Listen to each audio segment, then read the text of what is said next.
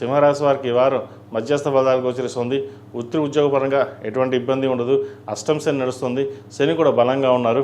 వ్యాపార పరంగా చేసే ప్రయత్నాలు కలిసి వస్తుంది.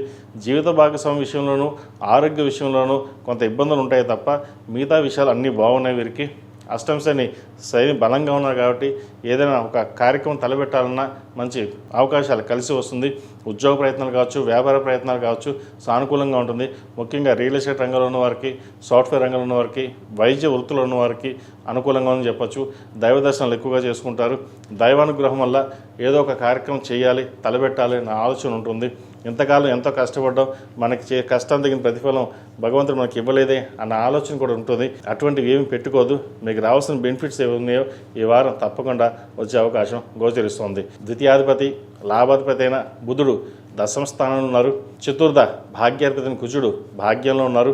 అదేవిధంగా షష్టమ సప్తమాధిపతి అయిన శని అష్టమంలో ఉన్నారు. భాగ్యాధిపతి అష్టమాధిపతి కుజశనులు వీరికి బలంగా ఉన్నారు కాబట్టి చేసే ప్రతి పనిలోనూ విజయాన్ని అందుకుంటారు. అదేవిధంగా మన పూర్వీకుల అనుగ్రహం అనుకోవచ్చు, ఏదైనా తల్లిదండ్రుల అనుగ్రహం అనుకోవచ్చు. ఒక కార్యక్రమాన్ని శ్రీకారం చుట్టాలి, మనకంటూ ఒక ప్రత్యేక స్థానం సంపాదించుకోవాలి అని చేసే ప్రయత్నాలు ఏవైతే ఉన్నాయో అవి ఈ వారం కొంతవరకు కలిసి వస్తాయి. సంతానం సంబంధించిన విషయాలు కొన్ని జాగ్రత్తలు తీసుకోవాలి.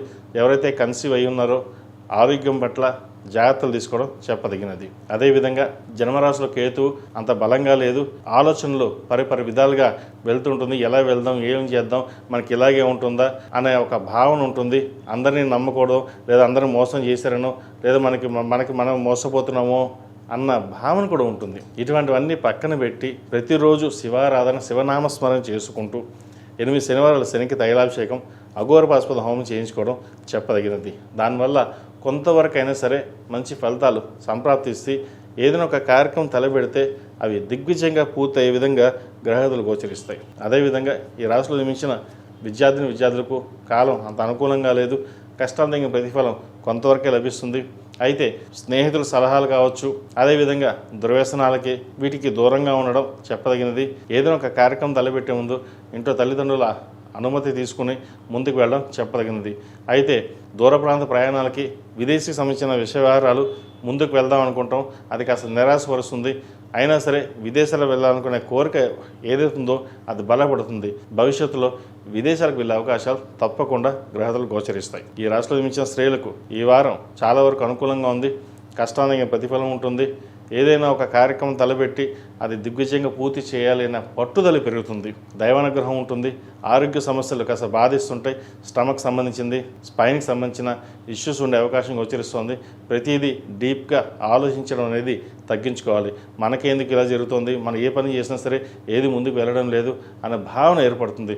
అందరూ బాగున్నారు, మనమే ఎందుకు ఇలా ఉన్నాం, అంటే మన జాతకం ఇలాగే ఉంటుందా, మనం ఇంతేనా అనే ఆలోచన ఎక్కువగా ఉంటుంది. ఎటువంటి ఇబ్బంది లేదండి. అష్టమ శని నడుస్తోంది.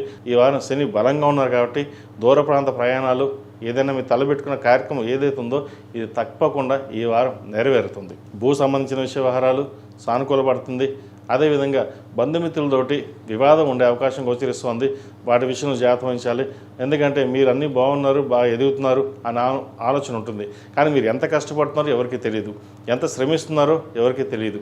బాగా ఉన్నారనే ఈర్ష్య ద్వేషాలు ఎక్కువగా ఉంటాయి. వాటన్నింటి పక్కన పెట్టి ప్రతిరోజు శని స్తోత్రం పఠించడం చెప్పదగిన సూచన.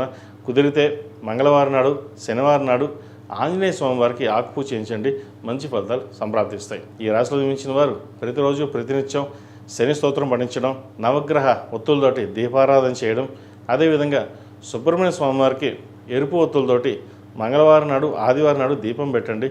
మంచి ఫలితాలు సంప్రాప్తిస్తాయి. ఈ రాశిలో మించిన వారికి కలిసి వచ్చే సంఖ్య 8, కలిసి వచ్చే రంగు తెలుపు. ఏదైనా పని మీద బయటకు వెళ్ళేటప్పుడు ఆదివారం కానీ శుక్రవారం వెళ్ళండి. మంచి ఫలితాలు సంప్రాప్తిస్తాయి. ఈ పూజస్టోర్.in పసుపు కుంకుమ నుంచి దేవతా విగ్రహాల దాకా అన్ని రకాల పూజలు, వ్రతాలు, గృహప్రవేశం, హోమాది శుభకార్యాలకు కావాల్సిన పూజా సామాగ్రి అంతా ఒక్కొక్క క్లిక్ తోనే మీ ఇంటి వద్దనే పొందండి. ఈ పూజస్టోర్.in